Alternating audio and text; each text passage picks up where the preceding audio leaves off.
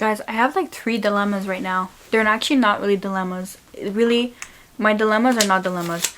But I just like ordered hair color because I want to change my hair because it's been a while now. And I'm just like enjoying the natural hair that's coming out. But it's already mixed with other hair. So even though I enjoy this hair color, I'm still going to be changing hair colors because there's no point, right? And I have like a little bit of gray hair. I have gray hairs. It is what it is. But yeah, so I did order hair color, but every time I order hair color, there's always that moment where it's like, oh, there's nothing wrong with your hair color right now. You're just used to it, right? And then I'm gonna dye my hair, I'm gonna hate it, and then a few days are gonna pass, a week's gonna pass, and I'm gonna love it, and then everyone's gonna be like, did you do something to your hair? And I'll be like, yeah, this time I did. But you know, fun fact about me, because I change my hair so often in the past, my hair just has a mind of its own, so it's always changing and doing whatever the hell it wants to do. So, but yeah. Also, I'm not looking forward to dyeing my hair because I always have to do like 5-10 steps because I have such long and thick hair. Again, that's not a complaint. That is not a complaint because I'm grateful for that. But it is tedious to dye it, especially if you have to like go lighter to go darker to go lighter. Yeah, I'm not a hairdresser. I'm not a hairstylist. Most of the time, you know, I just take combinations, okay? I do some like YouTube sleuthing and TikTok sleuthing to figure out something that's gonna work and hope for the better. But this is not the point of the vlog. The point is I low-key want to read Changer Méthode, but then I just started this vlog in English, so it doesn't make sense.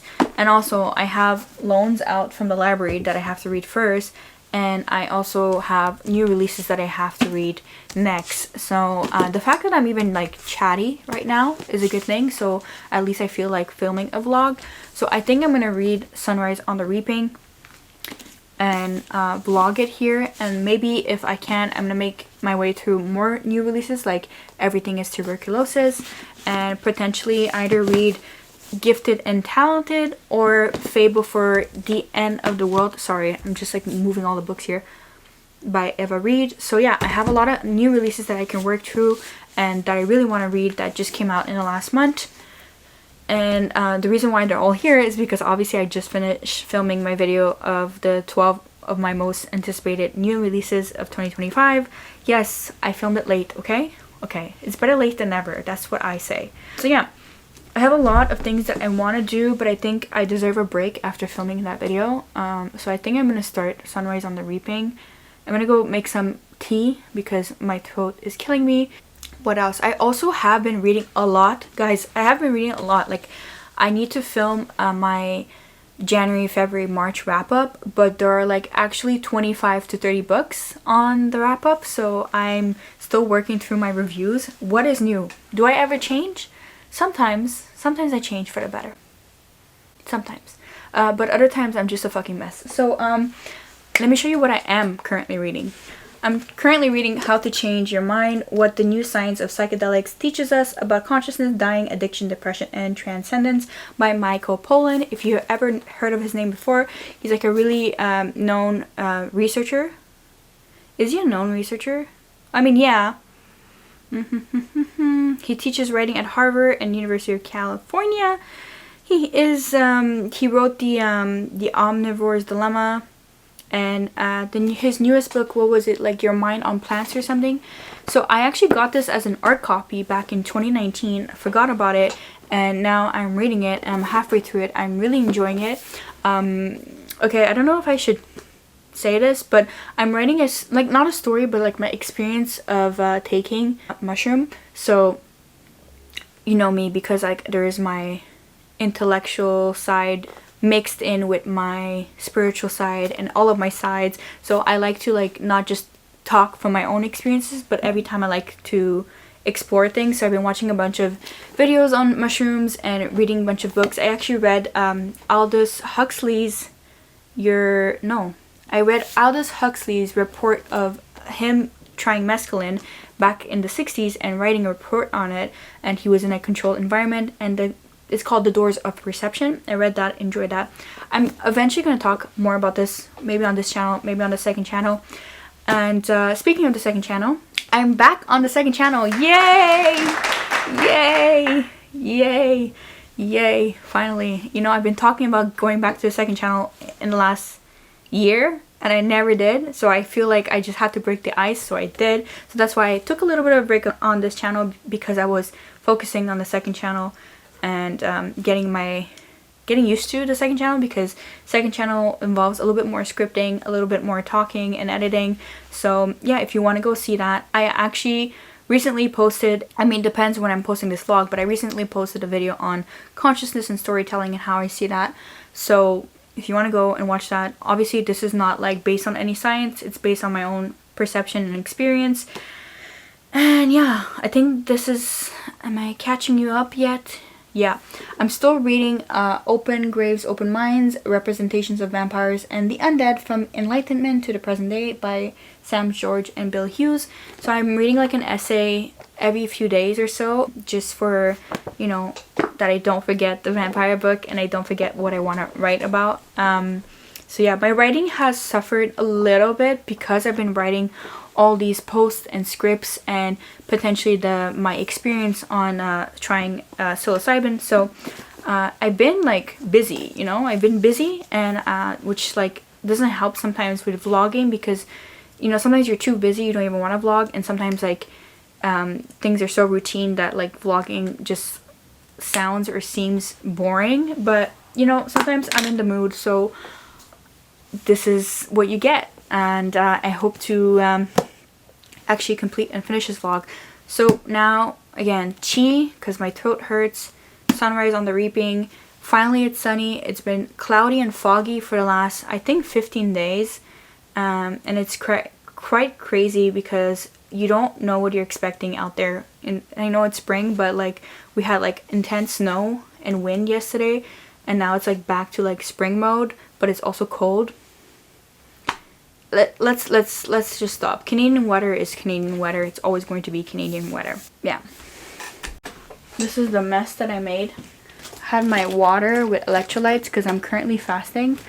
I hope you can't look at my bottoms because I am in pajama bottoms. Yeah, I read this one. We Need Your Art. You can't see shit, but yeah. This is also a new release. And I have all the other new releases here. So I'm going to keep Sunrise on the Reaping here. Put everything back on the shelf that's not really a shelf.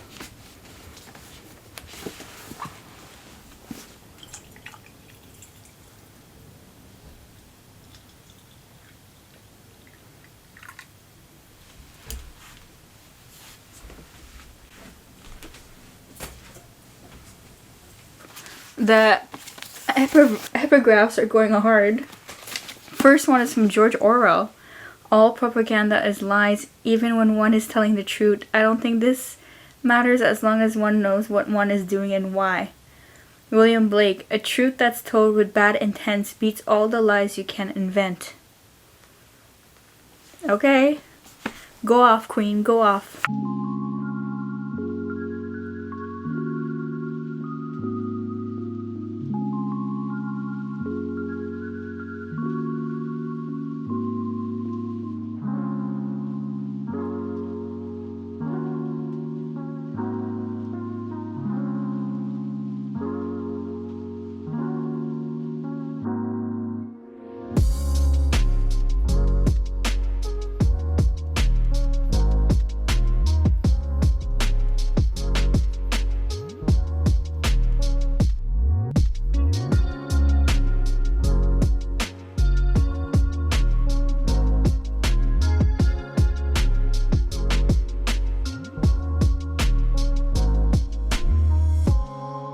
I don't know. I was just thinking about something. Surely, like, there are some people in the capital and some kids and students that grew up in the capital. They must think, like, this is wrong, right? Like, brainwashing and raising a society to be a certain way, I get it, but there's always people that go against that, right? Will we ever see that?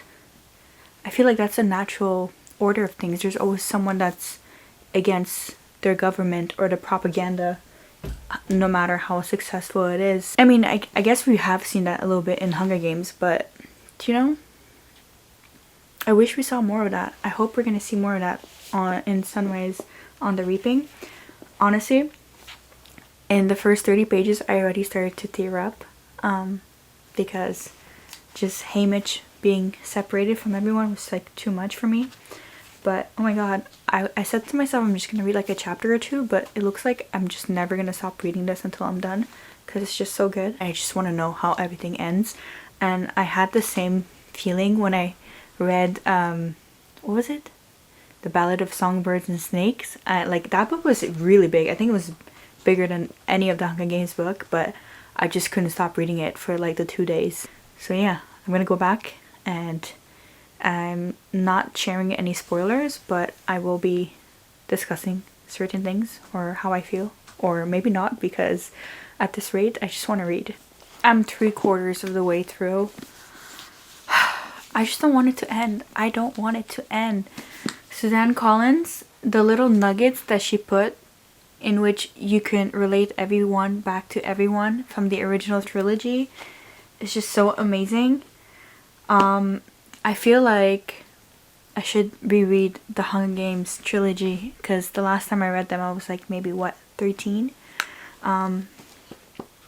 Gosh, so good. I love Haymitch. He's like such a cinnamon roll. Like, he cares so deeply for everyone and doesn't want to hurt anything, and at the same time, like, he's tasked to hurt the capital and Snow. And it's just so nice to see him like have more and more agency in the moment where he has the least agency, if that makes sense.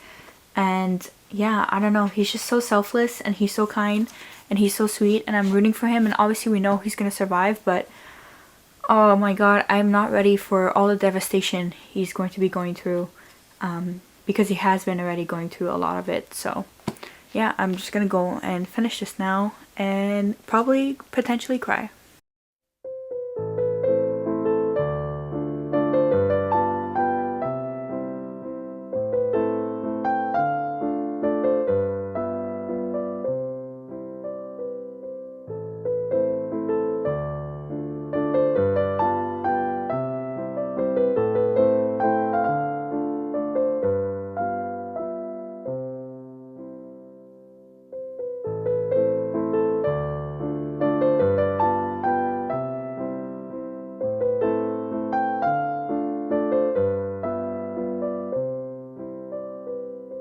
Guys, this book, Fable for the End of the World by Eva Reed, is so timely right now. It's actually marketed as a The Last of Us meets The Hunger Games, and I can see why it's marketed that way. Is it like that similar to The Last of Us or The Hunger Games? No, I don't think so. But this book is so good. By the way, let's take a moment for this cover. Absolutely stunning. Yeah, I've been watching The Last of Us season 2. I just finished 2 days ago watching season 2 episode 2. I'm not gonna spoil anything, but I'm left with a hole, and I'm debating like writing my own Last of Us inspired book. Like, I had the idea 2 years ago, and as you guys know, I've shared a few vlogs and reading that I did to like kind of like write my pandemic / Last of Us type of book. But I put that on hold, obviously, because I'm still working on Vampire and other things. So I don't know, I'm feeling quite inspired right now, but that's not the point of this video. I'm just letting you guys know that potentially, if some of you like that type of literature and are looking for more of it, then I might be compelled to write something and self-publish it this year. So let me know. Getting back to this, first of all, the world building is really interesting. It's like a mix of like post-apocalyptic and also Like, you know, in the Hunger Games, how they have like mutts, like these engineered creatures and animals. This one has that too, so in some ways it is quite similar, but you also have this aspect of like streaming and tablets and live streaming, so it's kind of like also modern. But the village that it's set in, the people are poor, they're like scraping by, and like the village is basically flooding. I keep forgetting the name of the village. What is it called again? It's something something. The words, the names and words are really hard to like remember, because I'm just basically at the beginning. It's Esopus Creek. That's the name of the village our main character lives in, and it's crumbling, and she's a taxidermist with her younger brother, and they're the ones keeping the family alive, the family afloat. Their mom is like staying home, and she's abusing her children basically because she kind of is sick, but she's also like making up her mental illnesses and spending that money to see doctors and whatnot. Obviously doesn't mean that she's not sick, because it is a sickness to think that you have all kinds of mental illness as well. Yeah, and their father apparently left about a year and a half ago, and they have no idea where he went, and he's like opposing the capital. I mean, I'm calling it the capital, but like they have their own version of like a rich city, and it's dominated under this guy called Karis. And yeah, I'm really enjoying it and can't wait to read more. And actually it's also very timely, because right before this book I just finished reading Sunrise on the Reaping by Suzanne Collins, obviously part of the Hunger Games. So it just feels like this book was so perfectly timed to release at the same time as the second season of The Last of Us and the new book of like the Hunger Games, which is Sunrise on the Reaping. So yeah, I don't know, this is like genius. I don't know if this was intentional, but this is very genius. But the story stands on its own, and it's very clever. I just love Ava Reid, how she writes and how she uses like elements but still makes something completely new and completely novel. So yeah, I'm gonna read more and come back with my thoughts. I'm definitely like just so disgruntled by multiple things right now. That's why like I'm not filming vlogs as much as I used to, because I'm just all over the place. I'm working on my own book, got a new job, so many things right now. So just trying to get through life, I guess. So yeah, I'm gonna keep on reading.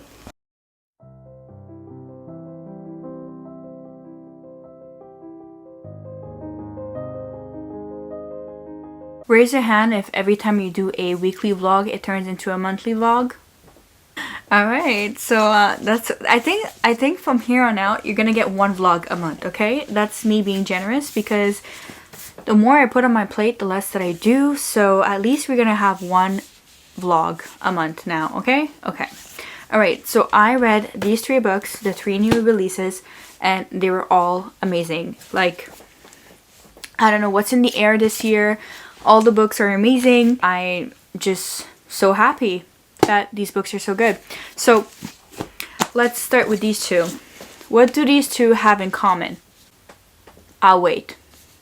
Okay, so both of them are televised killings of teenagers, okay, that have to like escape and win a cruel competition because their government really just sucks and just wants to remain at the height of the capital city. Yeah, that's these 2. Also, what are these 2 books really similar in? Not that they've been released on the same day or same week, but also this one is Sunrise on the Reaping, right? There's a big focus on sunrise and a big focus on propaganda. This one also has a big focus on sunrise and propaganda, and both sunrises are meaningful in their own way, but that convey the same imagery, if that makes sense. So yeah, I'm gonna let you read for yourself. because I don't want to spoil the sunrise quotes that I had. But this one talks about sunrise a lot. This one talks about sunrise a lot. And I just felt like the dialogue between the two and reading these two hand in hand was amazing to experience, and really had me thinking about sunrises too as at the same time. If you're wondering if this is worth it, 110% yes. Everything that Suzanne Collins writes in the Hunger Games world is going to be a 1,000,000% worth it. I cannot wait for the movie. I know that they casted the characters already, so I'm just so excited. And same for this one. I actually did not love this as much as I had anticipated and hoped. Like, I really did enjoy. Like, you could see I tabbed quite a few. Oh, can you see it actually? Well, you can't see it because of the, but you can hear it. I tabbed quite a few passages, but the ending wasn't that satisfactory. I mean, it makes sense that it ended that way, but it wasn't like very satisfying. But because there is like a segment of a continuation story, I do think we're gonna get a kind of sequel or a book set in the same world. I'm just wondering if we're gonna revisit these two characters again. But yeah, I still did enjoy it a lot, and I feel like the dystopian post-apocalyptic era is coming back. And you know what? It makes sense. The last 5 years, the vampires have returned after 10-15 years. Now it's the dystopian post-apocalyptic that is doing a rerun after the pandemic and whatnot. So I'm actually living for this. I'm really living for this.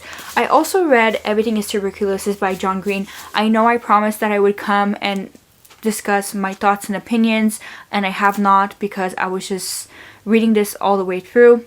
So this book is not only just about the history of tuberculosis, but why as a society tuberculosis is still rampant and still pretty much present in underserved communities and countries like Sierra Leone.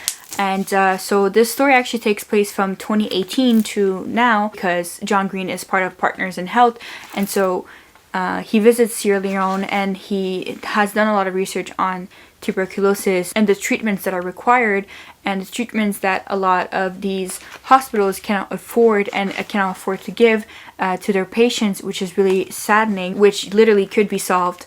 But because of corporate greed, it's crazy to think for like the last 200 to 100 years, a lot of people have been dying of TB because they didn't have the resources, and now we have the resources and still we have millions of people dying from TB. It's just so heartbreaking, but at the same time very hopeful in the way that John Green always paints and writes, obviously. And we have at the backdrop, we have John Green's personal history of his family with his, I think, great grandfather, who his son had TB and passed away. And then you have John Green's story with Henry that he has met. Henry and his mother Isatu, and Henry is like in this advanced stage of TB, and he's sent to Lhasa, where most people that are sent there are sent to die. I'm not gonna say anymore, but you follow Henry's story as well, and it's just so heartbreaking and it's so human. And yeah, I just, like, if I talk anymore I'm gonna start tearing up, but it's so beautiful. I want to see if I could